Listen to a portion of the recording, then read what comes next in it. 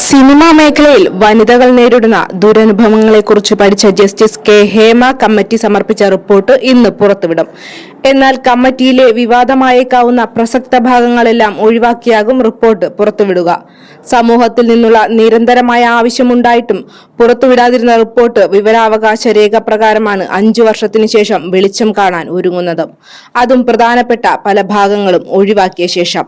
Hema committee report ഇന്ന് സർക്കാർ പുറത്തുവിടുമ്പോൾ വ്യക്തികളുടെ സ്വകാര്യതയെ ബാധിക്കുന്നവയും അവരെ തിരിച്ചറിയാൻ സഹായിക്കുന്നവയുമായ ഭാഗങ്ങൾ ഒഴിവാക്കിയിട്ടുണ്ട്. സംസ്ഥാന വിവരാവകാശ കമ്മീഷന്റെ ഉത്തരവനുസരിച്ചാണ് ഇവ ഒഴിവാക്കി പ്രസിദ്ധീകരിക്കുന്നത്. ഒരുപക്ഷെ സമൂഹത്തിൽ വൻ ചർച്ചയായേക്കാവുന്ന ഭാഗങ്ങളാണ് ഒഴിവാക്കിയിരിക്കുന്നത്. റിപ്പോർട്ട് ആവശ്യപ്പെട്ട് കമ്മീഷന് അപ്പീലും പരാതിയും നൽകിയ 5 പേർക്ക് 233 പേജുകൾ ഉൾപ്പെടുന്ന ഭാഗം ഇന്ന് 4 മണിയോടെ കൈമാറും. പലരുടെയും മുഖം രക്ഷിക്കാനുള്ള നീക്കമാണ് ഈ വെട്ടിച്ചുരുക്കലിലൂടെ നടക്കുക. ഏതൊക്കെ ഭാഗങ്ങൾ നൽകുമെന്നും ഏതൊക്കെ ഒഴിവാക്കുമെന്നും വ്യക്തമാക്കിയ അപേക്ഷകർക്ക് നോട്ടീസ് നൽകാൻ സംസ്ഥാന വിവരാവകാശ കമ്മീഷൻ ഡോക്ടർ എ ഹക്കീം നിർദ്ദേശിച്ചിരുന്നു.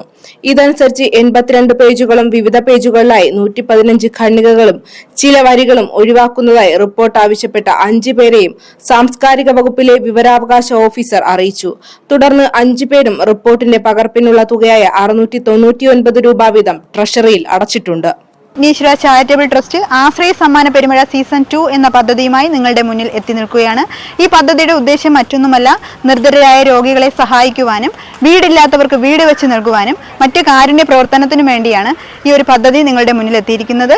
2024 സെപ്റ്റംബർ 1 ഈ പദ്ധതി നടപ്പിലാക്കാൻ തീരുമാനിച്ചിരിക്കുന്നത്. എനിക്ക് പറയാനുള്ളത് മറ്റൊന്നുമല്ല, പ്രേക്ഷകരായ നിങ്ങളും വിഘ്നേശ്വര ചാരിറ്റബിൾ ട്രസ്റ്റിന്റെ സമ്മാന കൂപ്പൺ വാങ്ങി ഈ പദ്ധതിയിൽ പങ്കാളികളാവും.